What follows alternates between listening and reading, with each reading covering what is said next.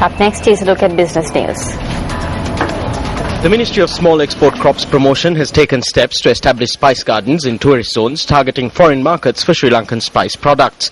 The ministry says that the Alwala Spice Garden in Matale is to be developed under this program. Attention has also been drawn towards enabling tourists to visit the spice gardens, which will be established in the country's tourist hotspots. In the aftermath of the second cancelled poll within a span of a few weeks in the Maldives, officials are attempting to negotiate the date for a fresh presidential poll. News First Bandara reports. Following the cancellation of the presidential polls that were scheduled to be held yesterday, scattered protests began to take place in Malé. The protests were mainly spearheaded by the Maldivian Democratic Party, whose candidate, former President Mohamed Nasheed, won the 7th September poll that was later annulled by the Supreme Court. Meanwhile, addressing a media briefing this morning, Nasheed called on incumbent President Dr. Mohamed Wahid to step down immediately.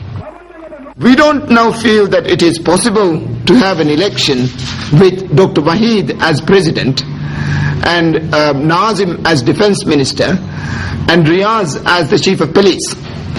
It is very evident that they have been obstructing these elections, and it is also very evident the game that they are trying to play, that take this country to an unconstitutional void and then capture long-term military power or unelected power and hold on to that power for a long period of time. A possible solution for the situation would be for today Dr. Wahid to resign and the Speaker of the Parliament to take over government until November 11th. But for elections to be held under his tenure, and this must happen within the next few days, Dr. Wahid must step down. The Elections Commissioner met with incumbent President Dr. Mohamed Wahid last evening at the presidential office, and following the meeting, Defence Minister Mohamed Nazim announced that they had agreed upon a date to conduct the next poll. However, the Elections Commission is yet to announce an official date for the new polls. For News First, I'm Rameshwar Galbandara from Malé, Maldives. The Queen's Baton Relay, taking place ahead of the 2014 Commonwealth Games, which arrived in the island, was taken to the hill capital Kandy today on a special steam train. A special ceremony to welcome the Queen's Baton took place at the Wayangwada railway station on its way to Kandy. The Queen's Baton Relay, which will travel 190,000 kilometers across 70 days in 248 days, then reached Pogahavela. Later, the baton arrived in Rambukana and was taken to the Elephant Orphanage in Hinnavala.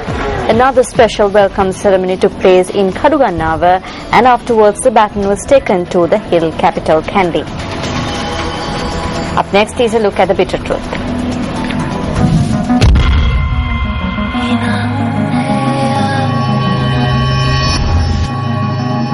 On the 15th of January, the Ministry of Sports introduced new regulations for sports associations.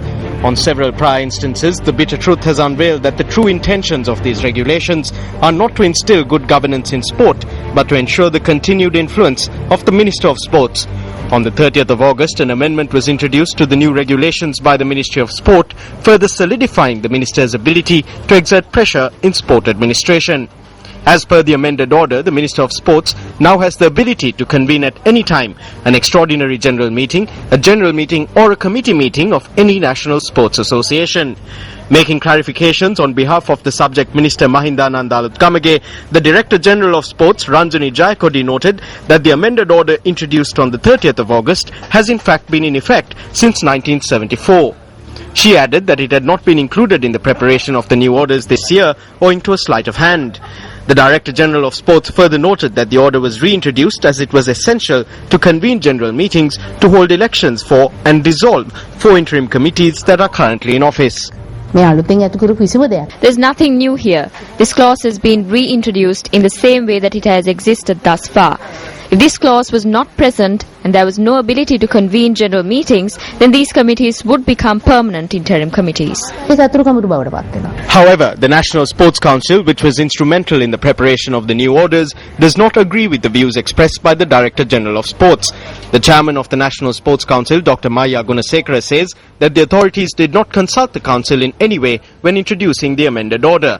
This is an extract of his statement.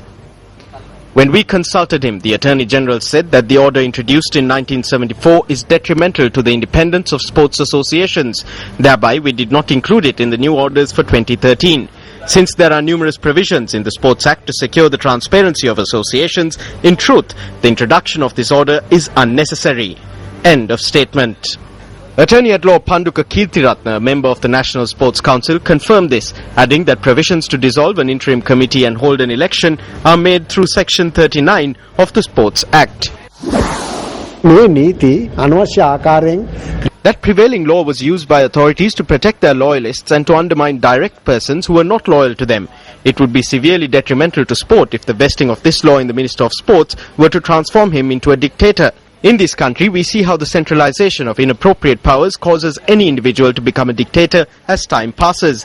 This is harmful not only to the continuity of sport, but also to the nation. In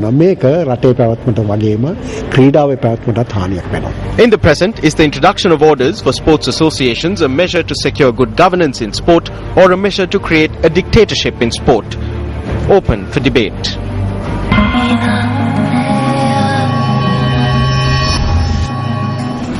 Well, that's a wrap from the News First team for tonight. Thank you very much for joining us. I'm Arundhati Mudanayaka. And I'm Shen Silva. Take care and good night. First at 9. Hotline 0114-896-896. www.newsfirst.lk. Feedback at newsfirst.lk.